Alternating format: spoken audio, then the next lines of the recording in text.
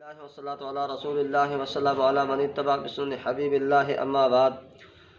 جیسا کہ اہل بدعت کے علامہ شامی رحمہ اللہ المتوفی 1252 ہجری سے اختلافات کا سلسلہ آپ کی خدمت میں پیش کر رہے تھے، تو آج 5واں اختلاف ہے۔ اہل بدعت نے جو علامہ شامی سے اختلافات کیے ہیں ان میں سے 5واں اختلاف آپ کی خدمت میں پیش کر رہے ہیں۔ یہ فتاوی شامی اور جلد نمبر 3 ہے۔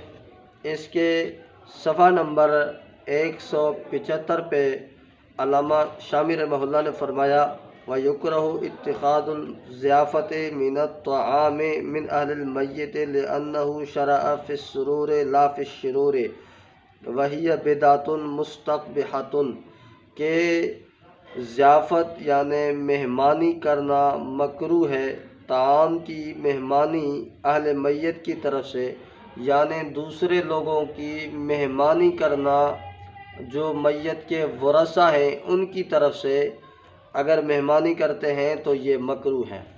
لِأَنَّهُ شَرَعَ فِي السُّرُورِ چونکہ یہ تو مہمانی یہ تو خوشی کے مواقع میں ہوتی ہے، اور یہ کیا ہے غمی کا مسئلہ ہے، غمی کے مسئلے میں یہ مہمانی نہیں ہوتی۔ آگے خود صاف فیصلہ دیا کہ وَهِيَ بِدْعَةٌ مُسْتَقْبِحَةٌ یہ بدعت قبیح ہے، قبیح ترین بدعت ہے، یعنی خراب بدعت ہے۔ تو علامہ شامی رحمہ اللہ نے فیصلہ دے دیا کہ میت جب انتقال کر جاتی ہے اس کے بعد یہ جو آج کل نظام چل رہا ہے، تیجا ہے، 11ویں ہے، 12ویں ہے، 40ویں ہے، یہ تو بدعت ہے۔ کیوں؟ وجہ یہ ہے اس کی کہ یہ میت کی طرف ان کے ورثاء کی طرف سے کی جاتی ہے اور وہ بدعت ہے جس کا ثبوت قرآن و سنت میں نہیں ہے۔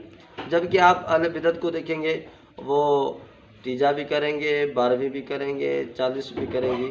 اس لیے یہ 5واں اختلاف علامہ شامی رحمہ اللہ سے ہم نے آپ کا ذکر کیا ہے۔ اللہ تبارک و تعالیٰ سے دعا ہے اللہ تبارک و تعالیٰ اکابرین اسلام کی اور اکابرین اہل سنت والجماعت کے نقش قدم پر چلانے کی توفیق عطا فرمائے۔ وآخر دعوانا الحمدللہ رب العالمین۔